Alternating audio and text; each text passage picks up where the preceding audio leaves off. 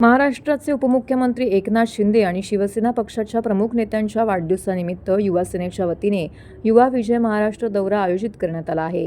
या दौऱ्याची सुरुवात कोकणातून करण्यात आली।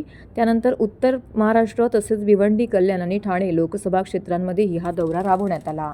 या दौऱ्याच्या माध्यमातून महाराष्ट्रातील 36 जिल्ह्यांमध्ये लोकसभा आणि विधानसभा निवडणुकीत युवा सेनेने केलेल्या कार्याचा आढावा घेण्यात आला।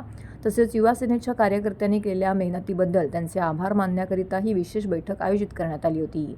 युवा सेनेच्या आगामी कार्यपद्धतीबाबत कार्यकर्त्यांना मार्गदर्शन करण्यासाठी या बैठकीदरम्यान सूचना करण्यात येणार असल्याची माहिती युवा सेना कार्याध्यक्ष पूर्वेश सरनाईक यांनी दिली।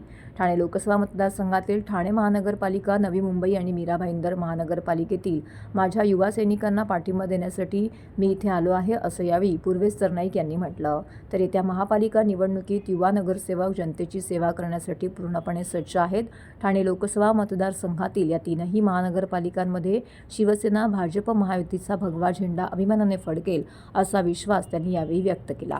पदाधिकारी संकेत गुरव, निखिल तावडे, उदय पारसेकर आणि त्यांच्या सहकार्यांना विनंती करतो की त्यांच्यातर्फे सत्कार दुर्गेशजी स्वीकारणार आहेत। तर लवकरात लवकर जरा सवाना युवा सेनेबरोबर युवती सेनेचा सुद्धा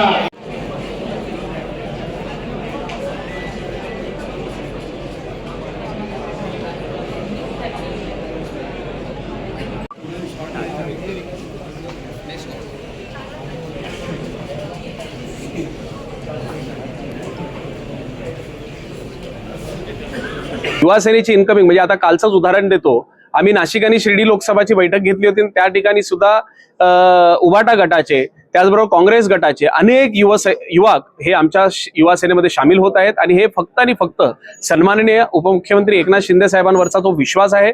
डॉक्टर श्रीकांत शिंदे साहेब जे पद्धतीचं काम करत आहेत, या दोन्ही नेत्यांवरचं असलेलं विश्वास, या विश्वासामुळेच आज अनेक युवक आमच्यासोबत जोडत आहेत। बघा, युवा सेनेची स्थापना झाली तेव्हापासून मी त्या युवा सेनेमध्ये सक्रिय आहे। पूर्वी युवा सेनेचा सचिव होतो, आज मी युवा सेना कार्याध्यक्ष झालोय।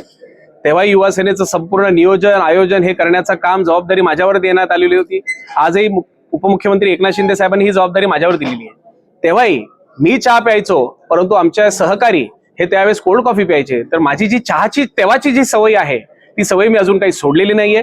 आजही मी चहा आणि वडापाववर माझ्या ह्या दौऱ्याला पूर्णपणे माझ्या युवा सैनिकांसोबत आनंद घेत असतो। त्याला एवढंच सांगेन, आजही मी विधान भवनात पाहिलं की ज्या पद्धतीनं मी पूर्वी 1 वर्षापूर्वी ज्यावेळेस कार्यक्रम झाला होता, तेव्हा माझे परम मित्र ते आहेत। आणि शेवटी बघा, जुने मित्र आहेत, प्रेम आहेच। आणि अशा माझ्या परम मित्राला मला एवढंच सांगायचं की आपल्यापेक्षा जे ज्येष्ठ नेते असतात, त्या ज्येष्ठ नेत्यांशी आपण चांगल्या पद्धतीनं वागलं पाहिजे।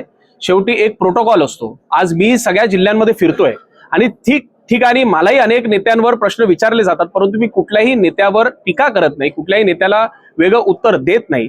आज साधं उदाहरण आपल्याला सांगतो की काल माझ्यावर एक नेत्यांच्या नावाने माझ्यावर तिथे त्यांना माझ्यावर प्रश्न विचारण्यात आला होता। त्यांनी माझ्यावर टीका केली, परंतु मीडियाने ज्यावेळेस मला विचारलं त्या नेत्याबद्दल, मी एकच सांगितलं की ते खूप मोठे नेते आहेत आणि अशा नेत्यांवर मी टीका करणार नाही। आज जे गुलाबराव पाटील साहेबांबरोबर झालेलं आहे, गुलाबराव पाटील साहेबांनी अतिशय चांगलं उत्तर माझ्या परम मित्राला दिलेलं आहे। या गोष्टीचा मला आनंद आहे।